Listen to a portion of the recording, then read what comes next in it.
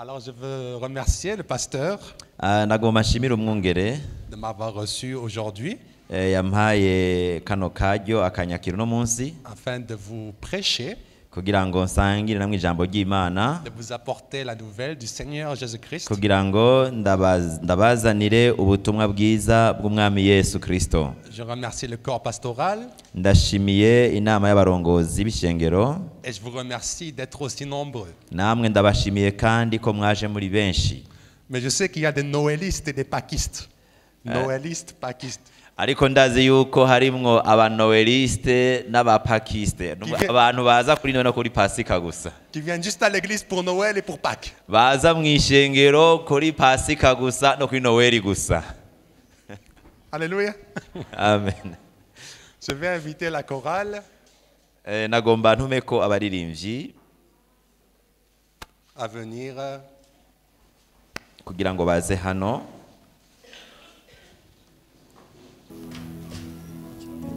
Et je vais inviter l'église aussi à se lever Nagomba nsabe n'ishengero muhaguruke afin que nous puissions adorer le Seigneur. kugira ngo twongere duhimbaze umwami. Sois simplement concentré Hanyuma ushire ivyiyumviro vyawe, et je crois que le Saint-Esprit kandi nizera yuko mpwemu yera va te toucher là où tu es. aza kugukorako aho uri.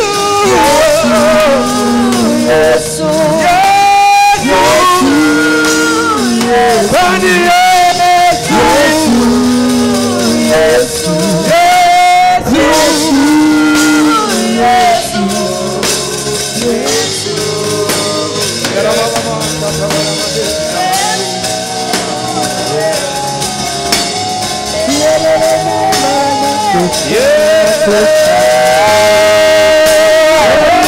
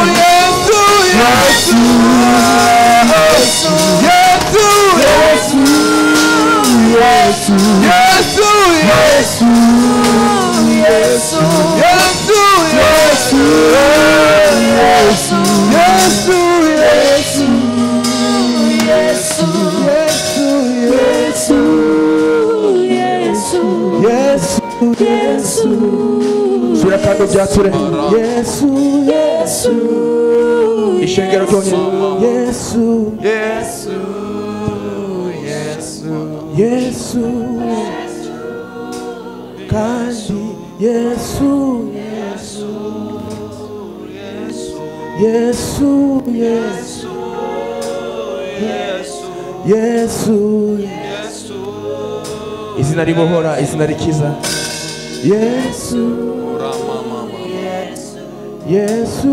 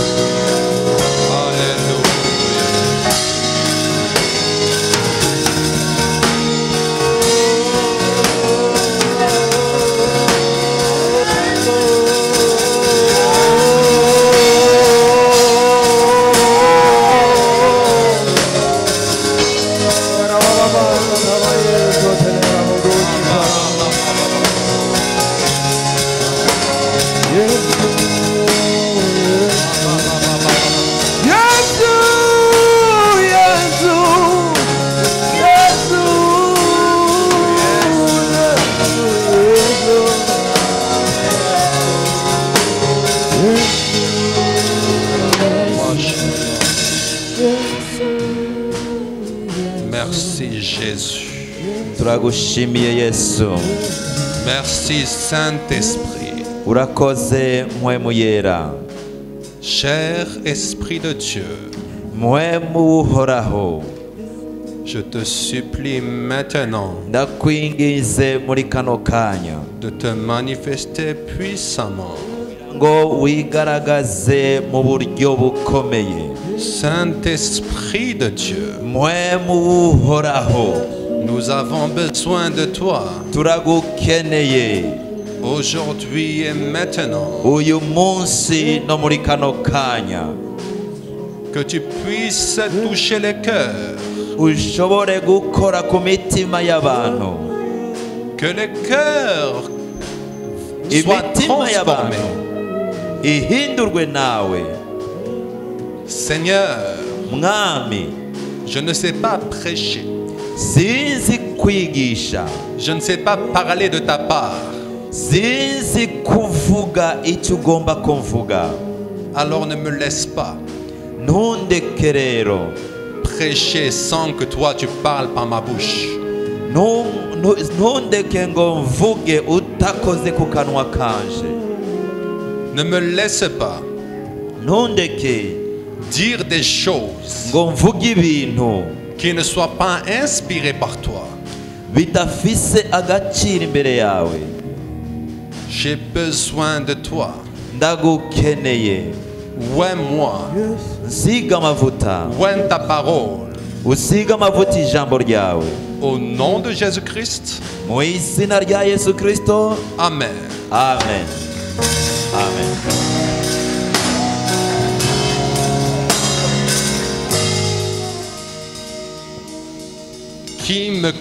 Qui me connaît ici? Ni bande banzi hano baduze ukuboko, abamuzi baduze ukuboko. Il n'y a pas beaucoup de personnes. Ndabona ari bake cyane. Alors je vais me présenter. reka rero nidondore. Moi, je m'appelle Jérémie. Yitwa Yeremiya, Je suis d'origine Mwarabu. asanzwe ava mu Barabu. Je vous ai dit, hein, le micro parle des fois Swahili, des fois Lingala, Niho navuze ni mikrofone iravuga igiswahili ikavuga ilingala. des fois Kirundi. Rimwe na rimwe ikirundi gikeya. Mais je ne peux pas parler arabe parce que le pasteur ne va pas comprendre. Ariko ntiyovuga mu Cyarabu kuko pastor atobitahura. Alléluia.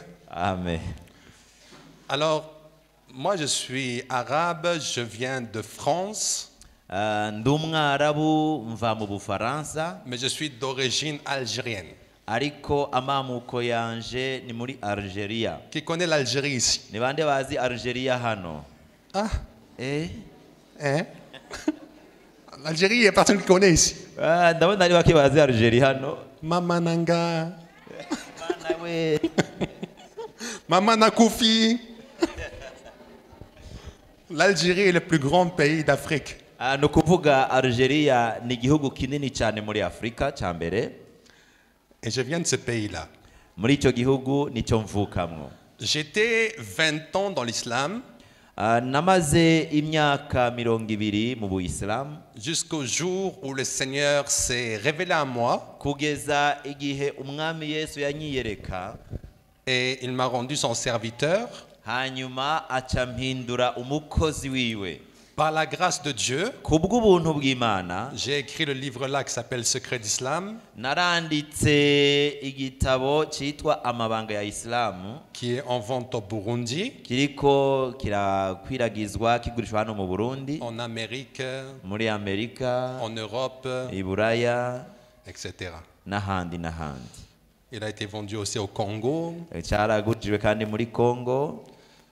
Je suis artiste, chanteur, Nsanzwe ndi umuhanzi mu bijanye n'indirimbo, mais je suis chanteur de rap gospel. ariko kandi ndi umuririmbyi w'indirimbo zivuga ubutumwa bwiza. Donc n'espérez pas que je vais chanter comme Yesu. Nimwibaze ko nza kuririmba nk'abajya ngo Yesu Yesu. Oya, Moi, non, c'est pas trop mon truc. kuko jewe siko ndirimba, Mis à part dans ma chambre, hein. ariko ndi ubwanje mu cyumba. Mais il y a des gens qui sont professionnels en ça. Hariho abantu usanga ari abahinga muri ivyo. Il faut leur laisser la place, hein. Ni ukubarekera ikibanza cabo. J'aimerais juste que je sois accompagné par un piano Nagomba nsabe umupianiste aze hano amfashe gatoya. avec la musique. No abavuza umuziki baze, Yeshua. umupianiste amfashe umuziki. Yeshua. Yeshua. En fait, mon papa spirituel, Mu bisanzwe umuvyeyi wanje wo mu buryo bw'impwemu, si tu me dis que tu ne le connais pas, là, tu as un problème. nibaza yuko utamuzi Qui ntangora. connaît le pasteur Marcelo Tonazzi ici? Ni bande bazi Pasteur Marcelo Tunasi hano? Ah, vous ne connaissez pas pasteur Marcelo? Ntimumuzi Pasteur Marcelo? Tous connaissent le pasteur Marcelo, non? Bose baramuzi Pasteur Marcelo. Ah. Alors c'est mon papa spirituel depuis 2019. Uwo rero niwe yamvyaye mu buryo bw'impwemu kuva mu mwaka wa 2019. J'étais à Kinshasa l'année passée. Nari mu mwaka uheze nari i Kinshasa muri Congo, Et je préfère le Burundi. ariko nahisemwo Uburundi, Je préfère Bujumbura. nahisemwo Bujumbura. C'est pour ça que je suis là. Nico gituma ndi ngaha. Lorsque je pars à Kinshasa, c'est souffrance. Iyo ngiye mu Kinshasa numva mbabara cyane, Parce que Bujumbura me manque. kuko nca nkumbura cyane Bujumbura. Je suis burundais maintenant. Burundi umurundi.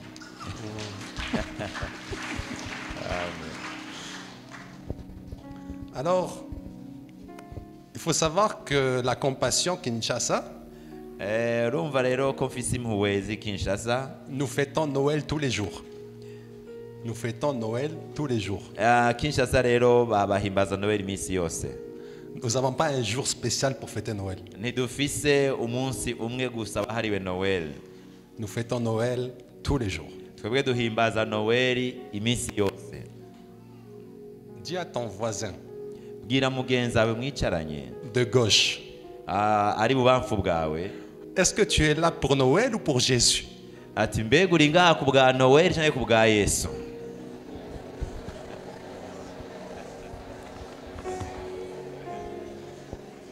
Dis à ton voisin de droite la même chose. Tubwira mugenzi wawe nawe akubaze uko nyene. Nawe mubaze baza mugenzi wawe yari yakubajije ati mbega uri ngaha ku bwa Yesu cyangwa ku bwa Noel. Dis à ton voisin de devant la même chose. Ubwire n'uri imbere yawe ico kibazo nyene ukimubaze.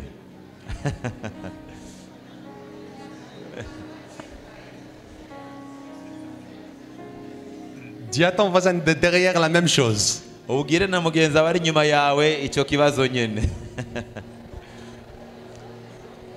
Maintenant, attention. Ubu rero ube maso. Dis seulement à ton voisin qui te sourit. Hein? Dis seulement à ton voisin qui te sourit. Ubwire mugenzi wawe yagutwengeye gusa. S'il ne te sourit pas, tu lui dis pas. Atagutwengeye ntumubwire. Alléluia. Amen. En fait, j'aimerais vous partager l'origine de Noël. Nagomba ndababwire mu ncamake amamuko ya Noel. Mais je veux savoir Ariko nagomba kumenya qui croit réellement que Jésus-Christ est né le 25 décembre. ni bande bizera yuko Yesu Kristo yavutse itariki 25 z'ukwicumi na kabiri. Acha duze ukuboko. Qui croit ça? Ucugira gutyo nambo hari. Bon, j'ai vu, il y a une personne qui croit ça. Nabonye hari umuntu umwe avyizeye. Laisse-moi te décevoir, hein? Laisse-moi te décevoir. Reka ndaguca intege rero. Jésus-Christ n'est pas né le 25 décembre. Yesu ntabwo yavutse itariki 25 z'ukwicumi na kabiri. Mais le 25 décembre vient Ariko izi tariki ziza d'une fête d'origine païenne ziza ziturutse ku munsi mukuru w'abantu b'abapagani batizera qui fêtait la naissance du Dieu Soleil, bobo bahimbaza ukuvuka kw'Imana zuba, qui était le Dieu de Constantin, ariyo yari Imana y'umwami Constantino yasenga. et donc il a fait que Noël soit le jour de naissance de Jésus. Aca rero arategeka yuko Noeli uhinduka umunsi wo guhimbaza amavuko ya Yesu. Donc l'origine de Noël Murumva yuko amamuko ya Noel vient d'une fête païenne. Akomoka ku munsi mukuru w'igipagani. Qui veut connaître la date de naissance de Jésus? Ninde agomba kumenya itariki Yesu yavukiyeko? C'est le jour où Jésus est rentré dans ton cœur. Nigihe Yesu yinjiye mu mutima wawe.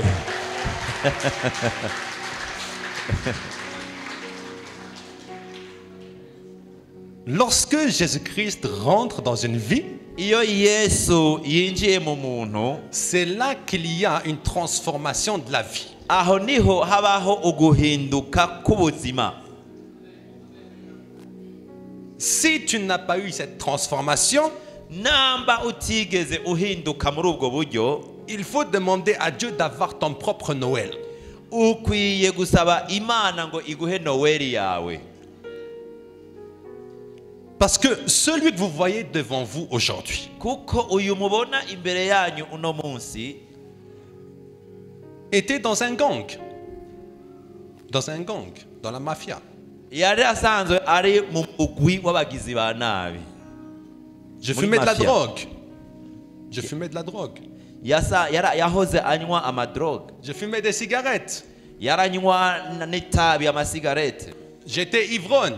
Nari mboregwa. J'étais dans la fornication, Nari mu bushakanyi mu busambanyi. dans l'impudicité, Mu biterasoni. dans toutes ces choses-là. Muri ivyo vyose J'appartenais aux ténèbres. nari umwana w'umwijima. Parce que le Noël Kuko Noeli n'avait pas encore lieu dans ma vie. Noeli ntihari bwabe mu buzima bwanje. Mais lorsqu'un jour, Ariko igihe kimwe umunsi umwe Jésus-Christ Yesu Kristo s'est révélé dans mon cœur. yarigaragaje mu mutima wanje. Il a retiré les ténèbres de ma vie. Yaciye akura umwijima wose mu bugingo bwanje. Pourquoi? Kubera iki? Parce que le seul et unique qui a triomphé des ténèbres kuko umuntu umwe wenyene yanesheje umwijima a pour nom Jésus-Christ. niwe wenyene yitwa Yesu Kristo. Et personne d'autre Nta wundi n'umwe ne peut prétendre qu'il est sorti des ténèbres sans connaître profondément Jésus. ntushobora kuva mu mwijima utaramenya neza Yesu Kristo. J'ai dit au départ, Navuze mu ntango il y a des noélistes et des pakistes yuko hariho abaneoliste n'abapakiste qui ne savent venir à l'église seulement que le jour de Noël et que Pâques. usanga baza mu ishengero ku munsi wa Noel gusa no ku munsi wa Pasika. Moi, j'ai une question à te poser. Ariko ndafise ikibazo nagomba kukwibariza. Est-ce que ta vie témoigne que tu es chrétien? Mbega ubuzima bwawe buragaragaza yuko uri umukristo? Si ta vie ne témoigne pas que tu es chrétien, Namba ubuzima ubayeho butagaragaza kuri umukristo, il faut devenir chrétien. ukwiye guhinduka ugakizwa ukaba umukristo. Il faut laisser Jésus rentrer dans ton cœur. Ukwiye kureka Yesu akinjira mu mutima wawe. Parce que laisse-moi te choquer, hein? Ariko reka nongenda guca intege kandi Jésus-Christ s'en fout de Noël. Yesu mubwiye, Mais ce qui lui importe, ariko ibifise akamaro kuri we c'est que ton âme soit transportée nuko umutima wawe wimurwa du royaume des ténèbres ugakurwa mu bwami bw'umwijima au royaume de la justice de Dieu, ukimurwa mu bwami bw'ukugororoka kw'Imana, au royaume du péché. ugakurwa mu bwami bw'icyaha, Il y a la mort éternelle. hamwe hari urupfu rw'ibihe bidashira. Voilà pourquoi ton âme, Nicyo gituma ubugingo bwawe Jésus-Christ ne peut pas le laisser là-bas. Yesu Kristo ntashobora kuburekera hariya mu mwijima, Parce que ça va te mener en enfer éternellement. kuko ubuzima bw'icyaha n'umwijima buzogushikana mu muriro w'ibihe bidashira. Et ta bouche peut dire, Kandi akanwa kawe koshobora kuvuga Jésus, Jésus, Amen, Alléluia. ngo Yesu Yesu, amen, aleluya. Mais c'est l'état de ton cœur que Dieu regarde, pas l'état de ta bouche. Ariko Imana iraba umutima wawe ingene umeze, ntiraba akanwa kawe ivyo kavuga. Parce qu'un cœur transformé Kuko umutima uhindutse fera en sorte que la bouche parle en vérité. niwo utuma akanwa kavuga ivy'ukuri. Mais un cœur qui est sale, Ariko umutima wanduye, qui n'a pas été encore transformé, umutima utarahindurwa, fera en sorte que la bouche parle des mensonges. uzotuma akanwa kavuga n'ibinyoma. Est-ce que nous pouvons lire la parole de Dieu Reka dusome ijambo ry'Imana dans Jean 3, 16? hariya mu butumwa bwiza nk'uko bwanditswe na Yohana ikigabane cya 3 umurongo wa 16. Est-ce que vous pouvez vous lever pour honorer la parole de Dieu? Mbega mwoshobora guhaguruka tukubaha ijambo ry'Imana.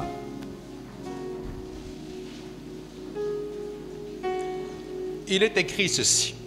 Handitswe ngo, Oui, ego Dieu a tellement aimé le monde qu'il a donné son Fils unique. ngo kuko urukundo Imana yakunze abari mu isi ariko rwatumye itanga umwana wayo w'ikinege, Ainsi, tous ceux qui croient en lui ngo umwizera wese ne se perdront pas loin de Dieu, ntapfe rubi, mais ils vivront avec lui pour toujours. ariko ngo ase abane n'Imana ibihe vyose. Philippiens chapitre 2 versets 6 à 8. Abi Filipi 2 umurongo wa 6 gushika ku murongo wa 8.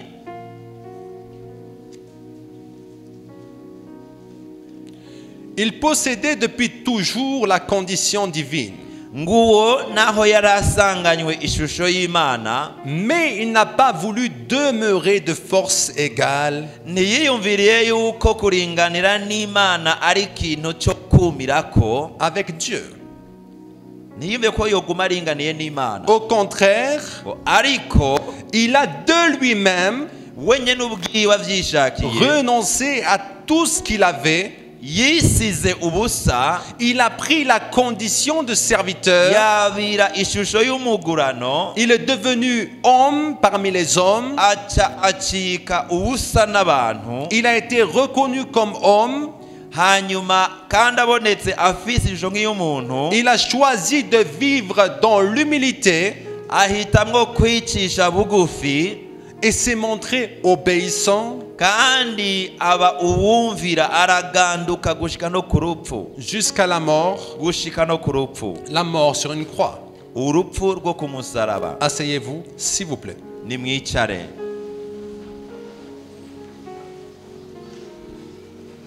J'aimerais que tu saches ceci. Nagomba ngo umenye ibi. Jésus-Christ avait le choix Yesu Kristo yari afise uburenganzira de rester à côté du Père bwo kwigumira iruhande ya se et de ne pas venir sur terre no kutaza ngaha mw'isi pour nous sauver kugira ngo adukize de nos péchés. ivyaha vyacu. Mais le Jésus-Christ là, Ariko uwo Yesu Kristo dont tu es en train de dire Noël, Noël, wa wundi akumva uvuga uti Noel Noel Noel, le Jésus-Christ là uwo Yesu Kristo s'est dépouillé de tout yiyambuye vyose pour venir parmi les hommes, kugira ngo aze abane n'abantu, pour sauver les hommes kugira ngo akize abantu, du plus grand problème des hommes, kugira ngo abakure mu kibazo gikomeye cyari kigeramiye abantu, le péché. arico cyaha. Le péché Icyaha a régné depuis Adam. cyabaye ku ngoma kuva mu gihe cya Adamu, Et le péché kandi icyaha est comme un poison kimeze nk'ubumara cyangwa uburozi, qui, lorsqu'il rentre dans la vie d'une personne, iyo cinjiye mu mubiri w'umuntu, mu buzima bw'umuntu, la rend morte. icyo cyaha cyangwa se ubwo burozi butuma uwo muntu aba uwupfuye, Il la tue. kuko burica. Et toute personne qui sort Kandi umuntu wese asohoka du ventre d'une femme avuye mu nda y'umugore est automatiquement sous l'emprise du péché. aba ari munsi y'ingoma cyangwa kuganza kw'icyaha, Mis à part une seule personne uretse umuntu umwe gusa qui n'a pas eu cela, atabaye muri ivyo bintu, parce que sa naissance vient directement de Dieu. kuko ukuvuka kwiwe kururutse kuva ku Mana. Et cette personne aujourd'hui Kandi uwo muntu uyu munsi te demande de renoncer à ta vie. niwe agusaba kugira ngo ureke ubuzima bwawe. Renoncer à sa vie, c'est quoi? Mbega guheba ubuzima bwawe bisigura iki? Je vais te partager un témoignage. Nagomba ndagushingira intahe. Comme je vous ai dit, j'étais dans l'islam. Nkuko nababwiye nahoze muri Islam 20 ans de ma vie. imyaka 20 kubaho kwanje. Mais lorsque Jésus-Christ s'est révélé à moi, Ariko kuva igihe Yesu Kristo yanyihishuriye, ma famille m'a dit, quitte. umuryango wanje wambwiye ngo On tuvireho, n'a pas besoin de toi. we ntitugukeneye, Quitte. genda tuvireho. Alors, Ubwo rero on m'a fait sortir de la maison. baranyomora baransohora mu nzu, Et on disait de moi, non, tu ne vas rien devenir. barambwira ngo wewe rero ntacu uzovamwo, Tu ne seras rien. ntacu uzovamwo. Mais lorsqu'on renonce à sa vie pour Jésus, Ariko iyo umuntu ahevye ubuzima bwiwe ku bwa Yesu, à sa famille pour Jésus, agaheba umuryango we ku bwa Yesu, à son travail pour Jésus, agaheba akazi kiwe ku bwa Yesu, à toutes les choses qui peuvent nous attirer dans le monde, agaheba ivyo bintu vyose bishobora kudukwega kwega mw'isi, mais qui ne sont pas en règle avec la parole de Dieu. ivyo bintu vyose usanga bidahwanye n'ijambo ry'Imana. Il y a des travails hariho ubuzi que tu dois quitter hariho ubuzi usanga ubwirizwa kuvamwo pour suivre Jésus. kugira ngo ubone gukurikira Yesu Parce qu'ils ne sont pas en règle avec la parole de Dieu. kuko ubwo buzi ntibwemeranya n'ijambo ry'Imana. Il y a des emplois Hariho ubuzi que tu dois quitter. ubwirizwa kuvamwo Parce que Jésus-Christ ne prend pas plaisir à te voir là-bas. kubera yuko Yesu ntanezerezwa no kukubona muri ako kazi.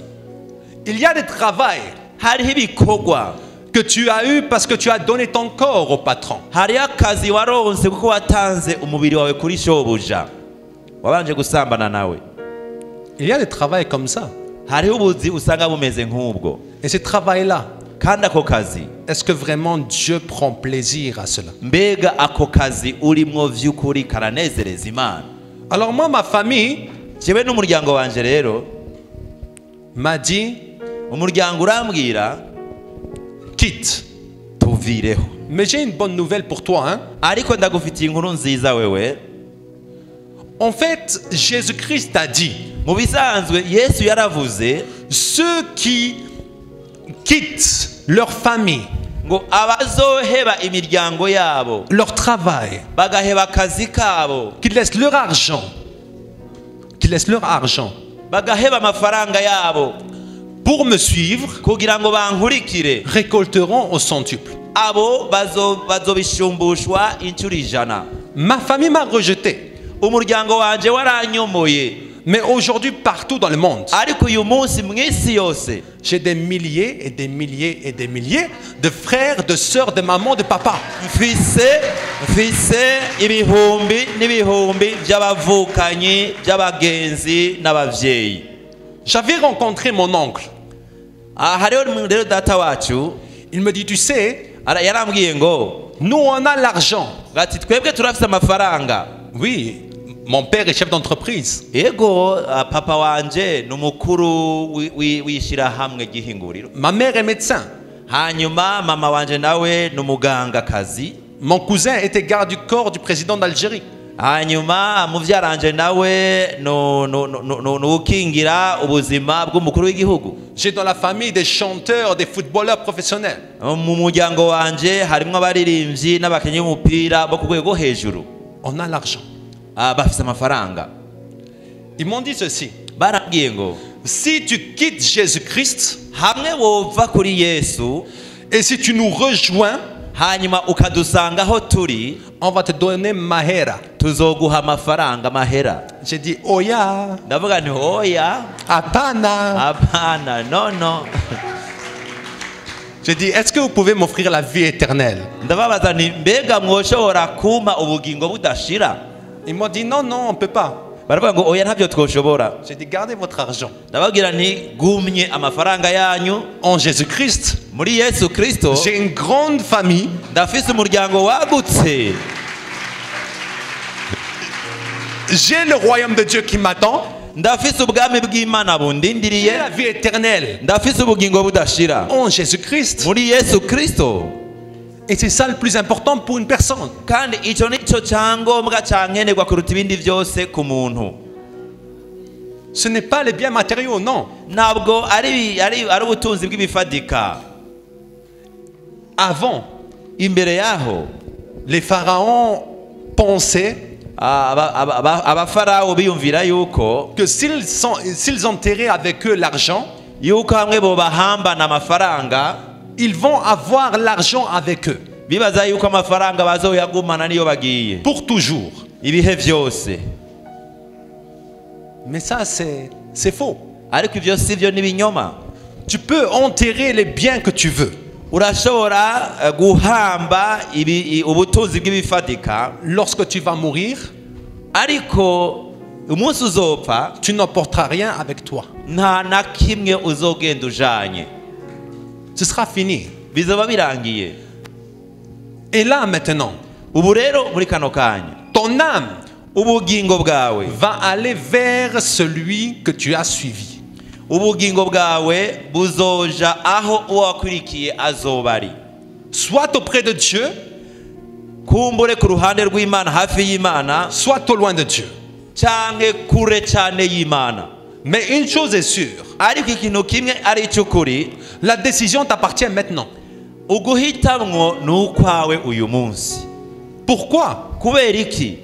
Qui connaît ici la date de sa mort? Ninde hano azi umunsi azopfirako aduze ukuboko? Tu peux mourir dans 1 heure. Urashobora gupfa mu isaha imwe, Tu peux mourir dans 10 ans, canke mu myaka 10, etc. n'ibindi n'ibindi. Mais tu ne connais pas Ariko ntuzi la date de ta mort. umunsi uzopfirako. Voilà pourquoi, Nico gituma aujourd'hui, uyu munsi ne sois plus un religieux. ntiwongere kuba umunyedini ukundi. Les gens peuvent te voir Abantu bagomba kukubona comme une personne qui est chrétienne. nk'umuntu w'umukristo, Parce que de ta bouche, tu dis que tu es chrétien. kuko akanwa kawe mu kanwa watura yuko uri umukristo. Mais Dieu voit Ariko Imana irabona que tu pratiques le péché, yuko uba mu cyaha, que tu es encore dans les ténèbres. ukiri mu mwijima. Dieu voit. Imana irabona. Les hommes peuvent t'acclamer. Abantu barashobora gukomera amashi, Mais ariko si tu n'as pas eu la naissance de Jésus dans ton cœur, namba Yesu atavukiye mu mutima wawe, tu es sur le chemin de l'enfer éternel. uri mu nzira igana mu muriro udashira. J'aimerais te dire une parole Nagomba ndakubwira ijambo que Jésus-Christ a dit Yesu wenyene yavuze dans Luc chapitre 4 versets 18 à 19. muri Luka igice cya 4 umurongo wa 18 na 19.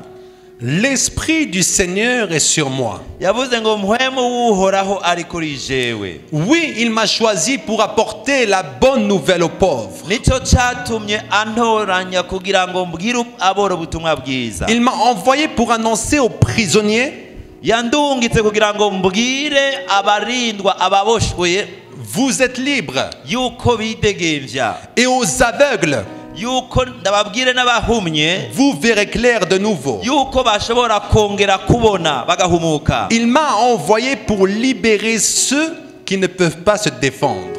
Yantumye ngo ngende kubwira kumenyesha abantu no kubahora abanywagutse imitima, Pour annoncer, kugira ngo ndabamenyeshe c'est l'année où vous verrez la bonté du Seigneur. yuko ari umwaka wo kwemererwamwo n'uhoraho. La mission de Jésus sur terre Igikorwa ca Yesu hano ku isi n'était pas juste de naître d'une vierge, ntabwo cyari icyo kuvyagwa n'inkumi gusa, du nom de Marie, inkumi yitwa Mariya, mais c'est aussi ariko kandi kwari ukugira ngo de t'apporter la bonne nouvelle kugira ngo akuzanire ubutumwa bwiza, qu'il est venu sur terre ko yaje mu isi pour transformer ta vie, kugira ngo ahindure ubuzima bwawe, pour bouleverser ta vie, kugira ngo ahindure ubuzima bwawe, pour que tu sois plus lié. kugira ngo ntiwongere kuba umuntu aboshwe.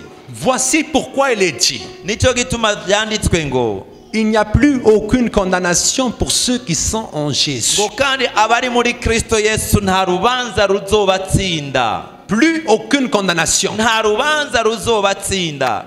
Toute personne qui rentre en Jésus-Christ, Umuntu wese ari muri Kristo Yesu, qui suit Jésus, akurikira Yesu, a une nouvelle vie. afise ubugingo bushasha. Alors arrêtez de croire, Rero nimuhagarike kwibaza kwemera oh, nous sommes liés par les liens familiaux, turaboshwe n'akaronda k'imiryango, par les liens des ancêtres, n'imizimu y'abakera, par les liens du passé.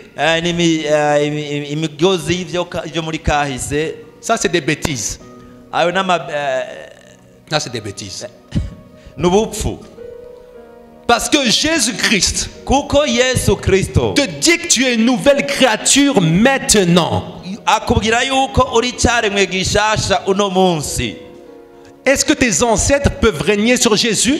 Mbega abakera barashobora kuganza Yesu? Est-ce que les sorciers de ta famille peuvent régner sur Jésus? Mbega abapfumu n'abarozi mu miryango iwanyu barashobora kuganza Yesu? Le problème, Ingorane Pourquoi ça t'arrive? kubera iki bigushikira C'est que tu as la foi nuko ufise ukwizera que les liens familiaux existent. yuko hari imigozi yo mu miryango iriho, Que les sorciers peuvent faire quelque chose contre toi. yuko abarozi bashobora kukuroga. Mais Jésus-Christ te dit, ariko Yesu Kristo aravuga, si tu fais confiance hamwe wonyizigira, à moi Jésus, hamwe wonyizigira jewe Yesu, aujourd'hui même, uyu munsi nyene plus personne ne peut te toucher. nta muntu n'umwe azokongera kugira icyo akugize, Plus personne ne peut te toucher. nta muntu n'umwe azogukorako, Parce que Jésus-Christ est avec toi. kuko Yesu Kristo ari kumwe nawe. Et Jésus-Christ kandi Yesu Kristo a écrasé Satan, yarahonyoye umutwe wa Satani, le chef des sorciers. niwe mukuru w'abarozi. Il l'a écrasé. Yesu yaramukubise hasi. Et toi, tu crois que le petit sorcier peut faire quelque chose contre toi? nawe uribaza yuko umurozi ari cyo kugira? Mama Wanje.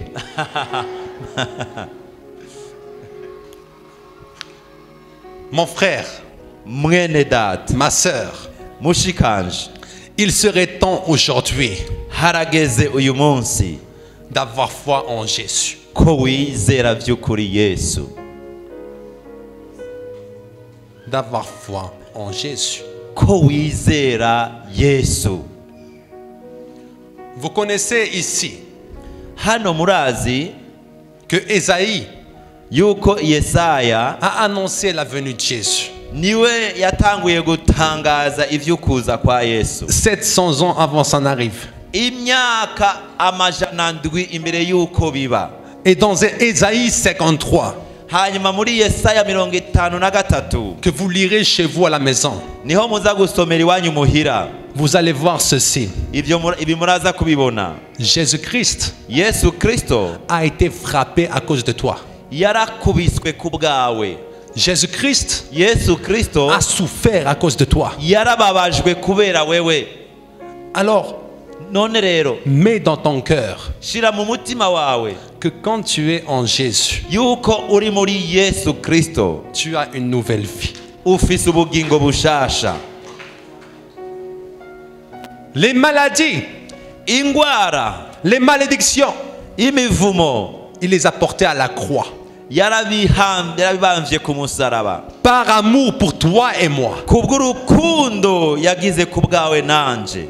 Jésus-Christ n'a pas échoué la mission, non. Yesu Kristo ntiyananira igikorwa cyari cyamuzanye, oya. Jésus-Christ a réalisé parfaitement la mission. Yesu yaranonosoye neza ibikorwa byari byamuzanye, arabirangiza neza. La mission, ibi gikorwa ciwe, la mission igikorwa ca Yesu de t'affranchir cyo kukubohora des ténèbres ku mbaraga z'umwijima, et de te mener vers la vérité, hanyuma akagushikana ku kuri, vers la lumière.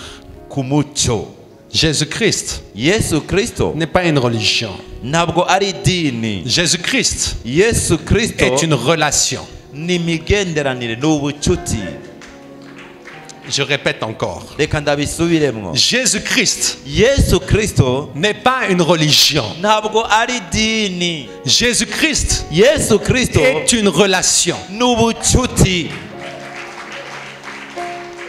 Si tu as cette relation namba ufise ubwo bucuti hamwe na Yesu, avec Jésus, hamwe na Yesu, tu as tout.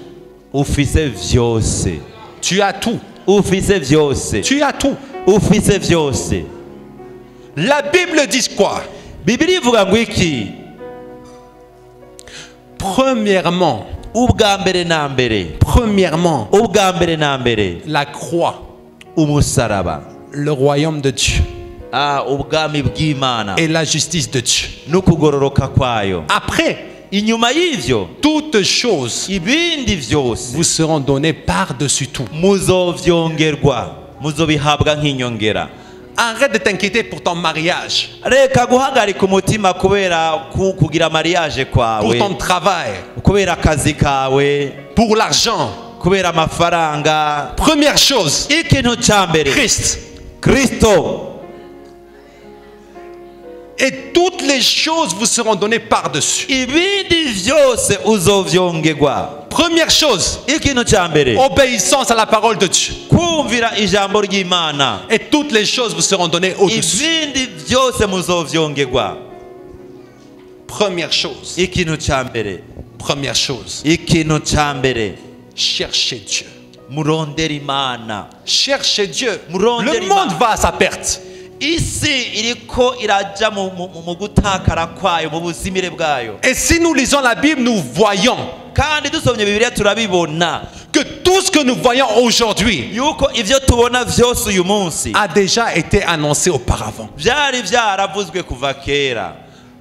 Mais le problème, c'est que beaucoup de personnes ne lisent pas la parole de Dieu. Ariko ingorane nuko abantu benshi badasoma ijambo ry'Imana. Beaucoup de personnes ne méditent pas la parole de Dieu. Abantu benshi ntibarimbura ivyanditswe mu ijambo ry'Imana. Parce que le diable Kuko Satani distrait les enfants du royaume, niwe asamaza abana b'ubwami, distrait les enfants de Dieu. niwe asamaza abantu b'Imana. Est-ce que tu lis la Bible tous les jours? Mbega urasoma Bibiliya buri munsi?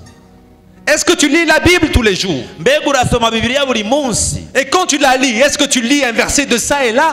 Mbega iyo na uyisomye naho utora umurongo ngaha na hariya? Ou bien est-ce que tu lis des chapitres? Canke urasoma ikigabane cyose? Quelle est ta soif de Dieu? Mbega ufise inyota ingana gute ufitiye Imana? Quelle est ta soif de Dieu? Mbega ufise inyota y'Imana ingana gute? Quelle est ta soif de Dieu? Mbega ufise inyota y'Imana ingana gute?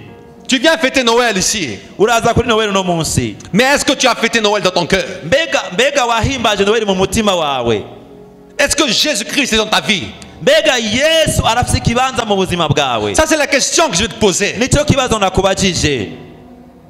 Ça, c'est la question que je vais te poser.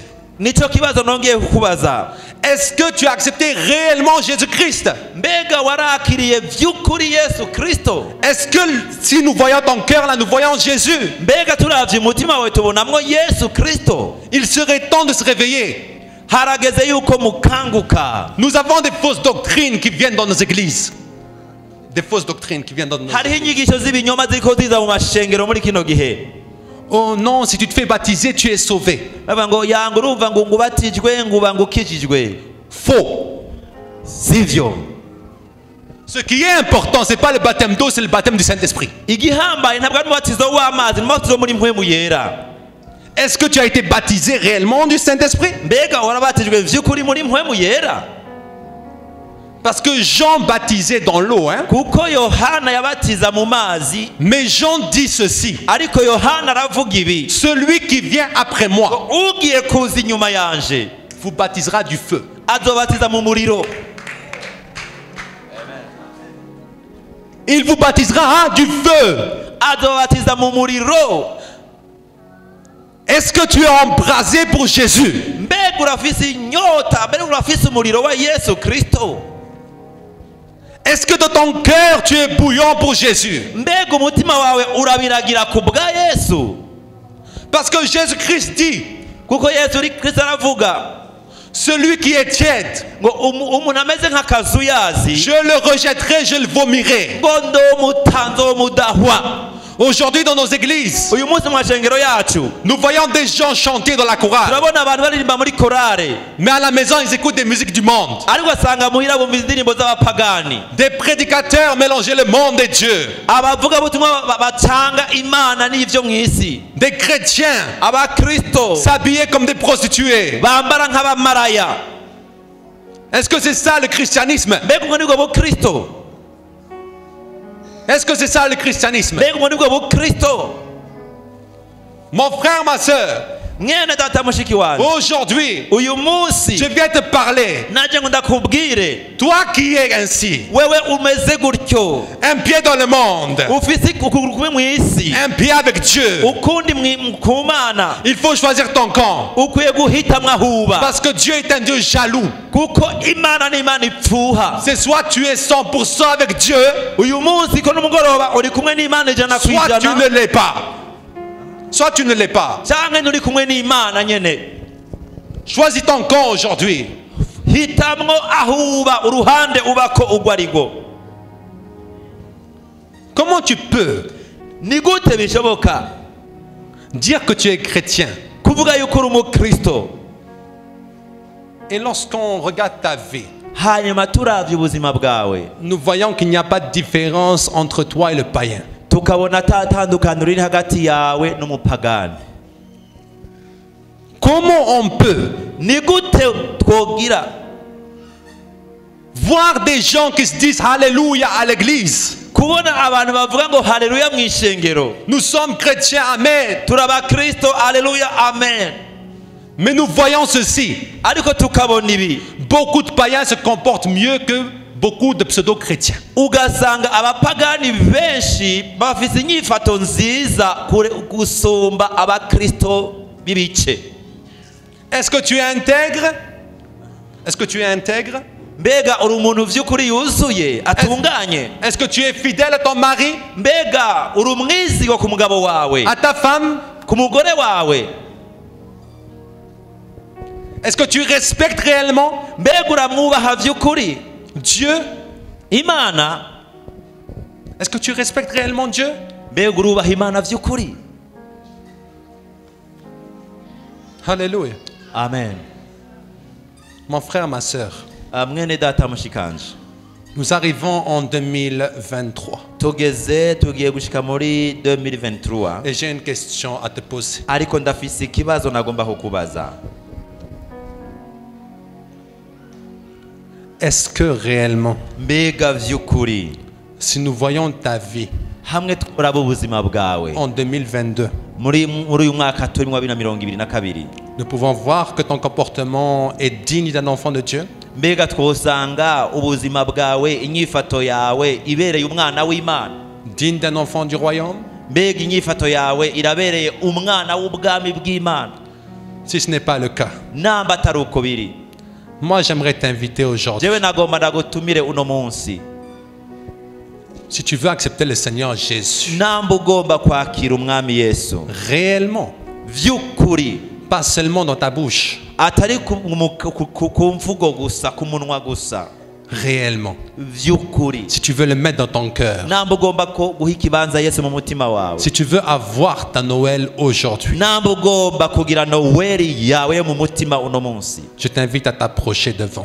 ndagusavye ngo uhaguruke uze hano imbere. Je t'invite à t'approcher devant. Ndagusavye ngo uhaguruke ushike hano imbere, N'aie pas peur, kandi ntutinye, n'aie pas honte. kandi ntugire isoni. Aujourd'hui, Uyu munsi Jésus-Christ Yesu Kristo t'appelle à lui. araguhamagara, Il te dit ceci: arakubwira ibi, ma fille, ti mukobwa wanje, mon fils, muhungu wanje, je t'aime. ndagukunda, J'ai donné ma vie pour toi. naratanze ubugingo bwanje ku bwawe, Mon sang a coulé amaraso yanje yaramenetse araseseka, afin que tes péchés soient rachetés. kugira ngo ivyaha vyawe bihanagurwe.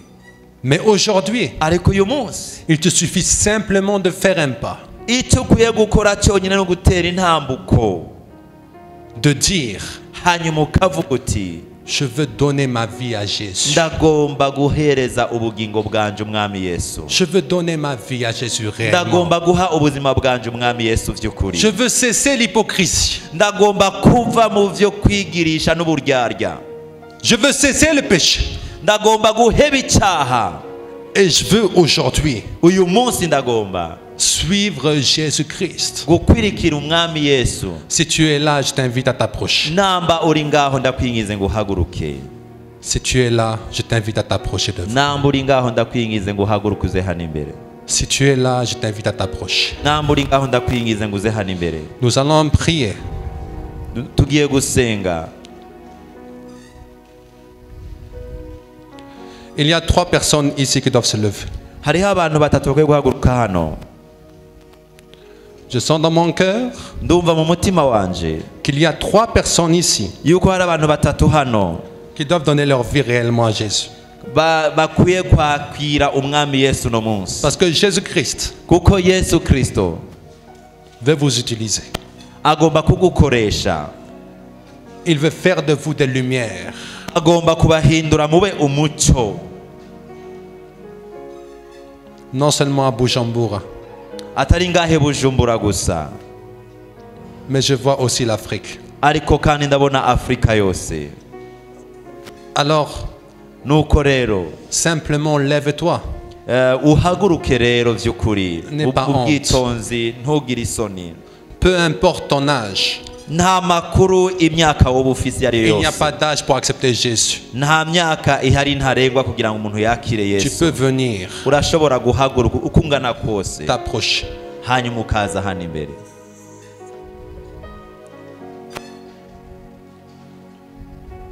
Je vois qu'il y a des personnes aussi qui doivent se lever ici. ndabona kandi hari umuntu akwiye guhaguruka kuri uru ruhande Il y a une personne ici. hariho umuntu ngaha Ton cœur umutima wawe te dit de te lever, urakubwira ngo haguruka mais ta chair ariko umubiri wawe te dit de rester.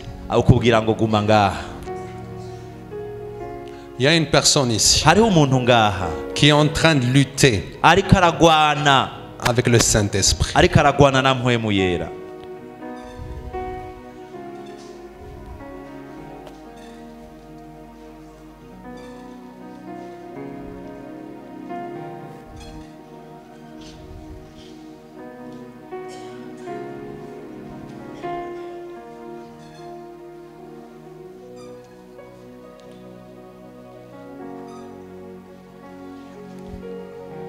Peut-être que tu occupes une position à l'église, kumbure ufise igikorwa n'icicaro hano mu que ishengero tu es dans la chorale, kumbure uri muri korale que tu es protocole, canke muri protokole que tu es diacre, canke uri umujenama mais tu ne marches pas encore dans la sainteté.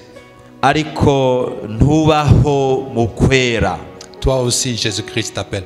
nawe yesu kristo araguhamagaye Toi aussi, Jésus-Christ t'appelle. nawewe yesu kristo Ne crains pas les araguhamagaye regards des gens. ntutinye amaso y'abantu Crains le regard de Dieu.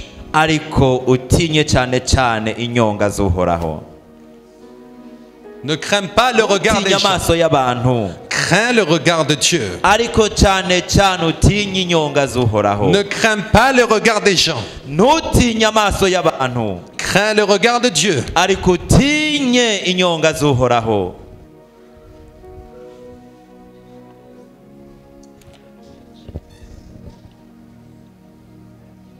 Dans mon cœur, mu mutima wanje dans mon cœur, mu mutima wanje je sens qu'il y a dans la chorale des personnes qui n'ont pas encore donné leur vie à Jésus. ndumva yuko mu baririmbyi muri korale hariho abantu batarakizwa by'ukuri Je ne sais pas qui tu es, sinzi uwo uri mais si tu te sens concerné, ariko namba wumva ari wewe ndiko ndabwira Dieu te connaît. imana irakuzi Et il dit ceci: kandi iravuga ibi je suis capable de te relever. ndashobora kuguhagurutsa Je suis capable ndashobora de te pardonner.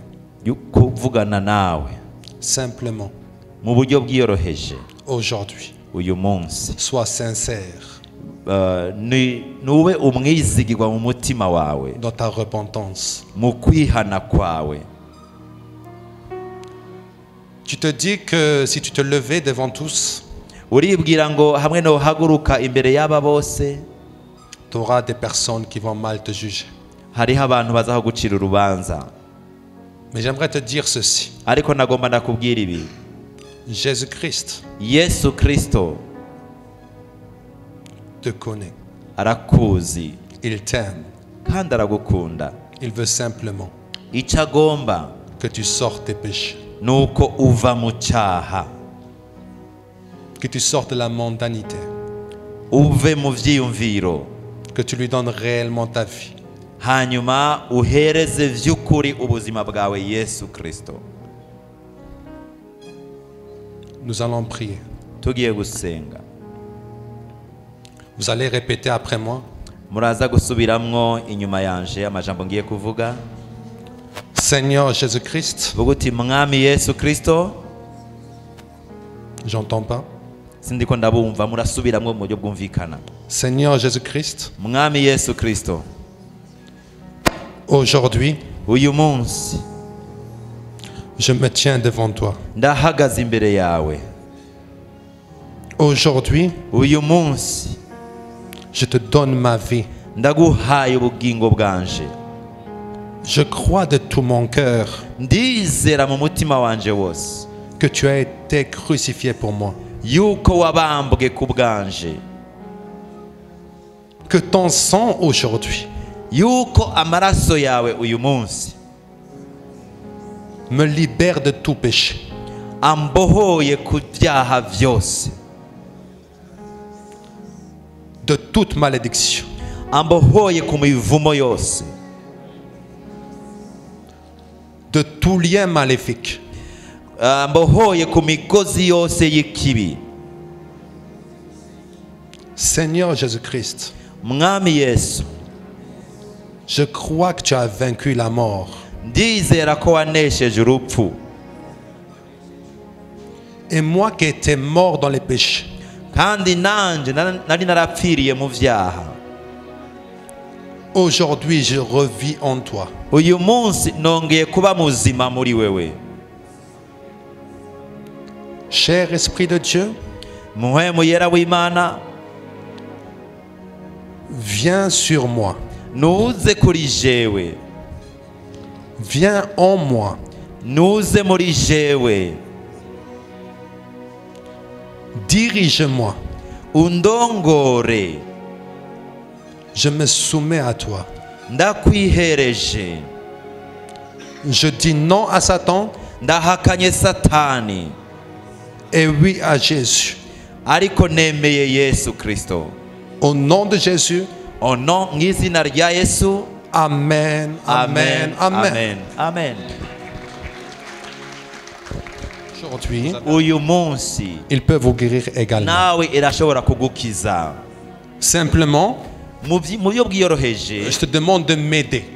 Ndagomba ngo umfashe, J'ai besoin de ta foi. ndakeneye ukwizera kwawe.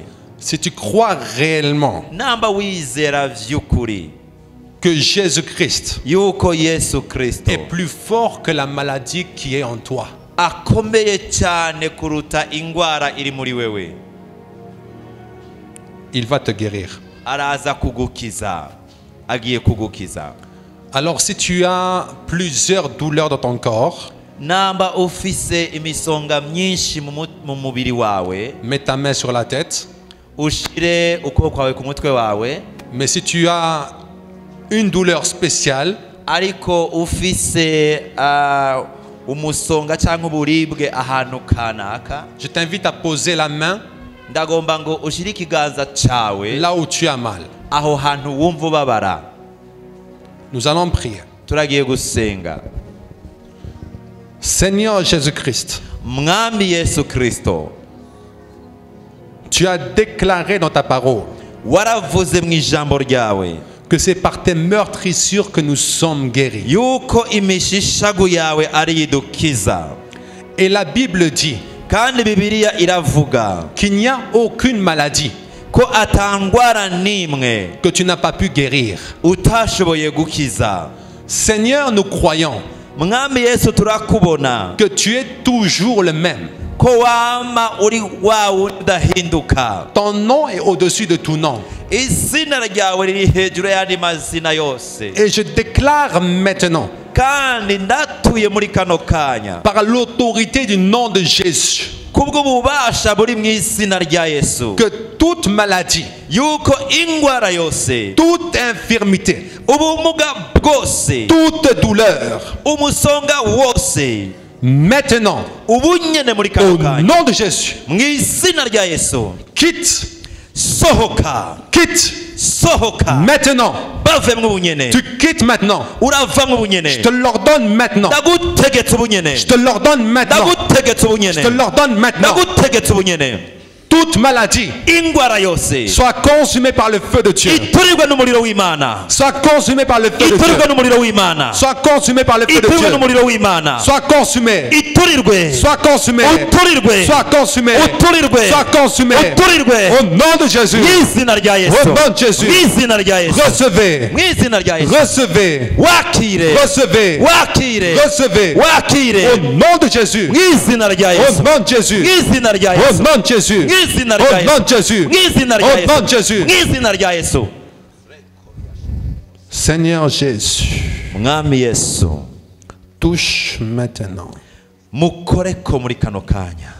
C'est toi qui guéris. Niwe ukiza mwami. C'est toi qui guéris. Niwe ukiza. Merci Jésus Ndagushimiye mwami Yesu pour la guérison. kubwubakijije. Au nom de Jésus. Izina rya Yesu. Amen. Amen, amen, amen, amen. Attendez un peu. Nimurindire gatoya. Est-ce que quelqu'un ici Mbega hari umuntu ari hano a senti la guérison? yumvise yakize akiriza ukuboko. Levez la main. Akiriza ukuboko. Celui qui est guéri.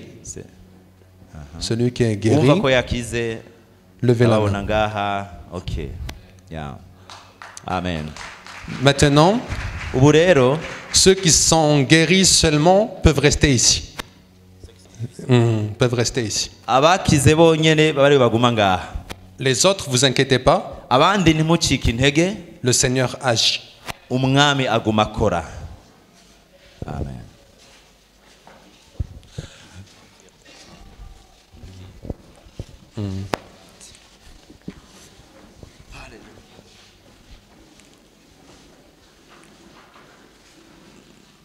J'ai une question à poser. Ndafise ikibazo ngomba kubaza. Est-ce qu'il y a des personnes ici qui sont déclarées stériles? Mbega hari abantu ngaha babwiye yuko ari ingumba batazovyara? Il y a des personnes ici qui souffrent de stérilité? Hari abantu ngaha basanzwe ari ingumba bafite iyo ngorane? Ok. Parce que j'ai prié pour beaucoup de stériles Igihe nasengera abamama b'ingumba, abakenyezi b'ingumba, et ils ont eu des enfants. baravyaye bararonsa abana. Donc Dieu m'a fait grâce Imana yangiriye ubwo buntu de prier aussi pour les stériles bwo gusengera n'abatavyara, et les stériles sont guéris. kandi ingumba abari ingumba barakize. Maman, est-ce que tu Mukenyezi. peux nous témoigner de ce qui t'est arrivé en quelques mots? Mbega wotubwira mu ncamake uko vyagenze? Yesu ashimwe. Amen. Je hari ikintu ntashobora gukora, ariyo exercice ntashobora gukora, ariko agihamagara ngo abarwayi nibaze, numvise nkwiye guhaguruka nkaza. Iyo durere yaheze nkigera ngataratangura no gusenga yacimvako.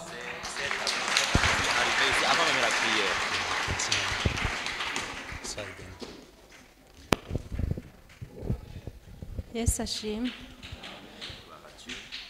Nari maze iminsi jewe ndwaye ku izosi, numva izosi rimeze nabi. Nari numva imisonga. Ariko umwanya nahagurutse ngeze ngaha natanguye gusenga naciye numva bihetse.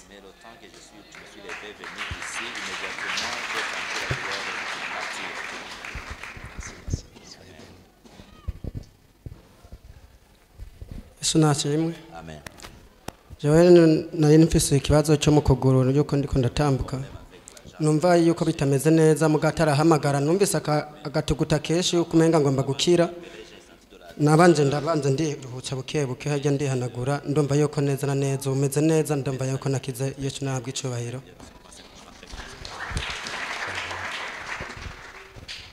Yesu ashimwe. Nanje natambuka bikanka, kuguru kukaraba, mugabo hageze ko ngirane bariko barasenga, naciye numva nkize imisonga yose igabanutse. Yesu abahezagiye.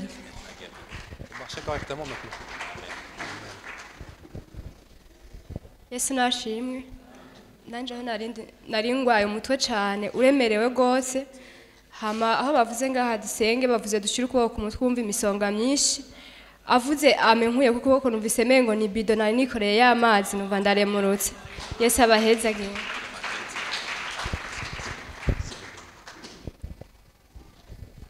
Yesu nashimwe. Amazi namaze iminsi numva mu mutima numva imisonga, aho batanguriye gusenga naje numva ndemurutse.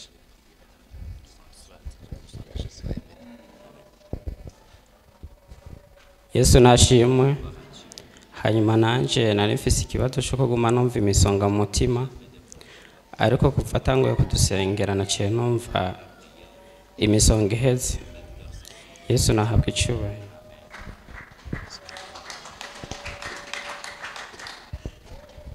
Yesu nashimwe nanje mwitama hari abantu bari barankuyiginyo nimaze iminsi numva imisonga myinshi mugabo numva nakitse bani baheza Yesu ashimwe cyane nanje ndashima ko Imana nkijije je byatanguye ijambo ry'Imana rigitangura race ntangura kumva ndiko ndibwa mu nda hose ntangura kumva umenga nosohoka ntumvise n'ijambo ry'Imana niyumvira ati nesitoma ikirange nkeka no bashonje muga ntagenda kimwe byari bigere bishikira rero nguma senga Imana bavuga ijambo ry'Imana mvuga ati je ndatimba ngumenga rero ubu numva byaheze byose meze neza nico gituma nase ugenda ntabivuze Imana ishimwe cyane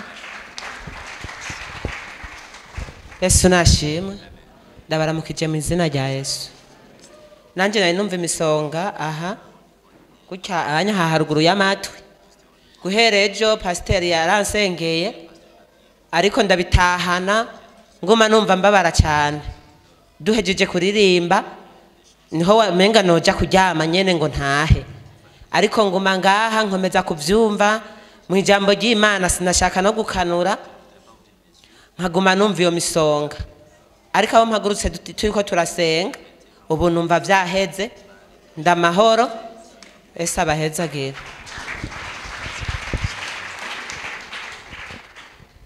Merci beaucoup, que Dieu vous bénisse turabashimiye abondamment. cyane imana ibahezagire cyane Mungu akubariki sana. imana ibahezagire rwose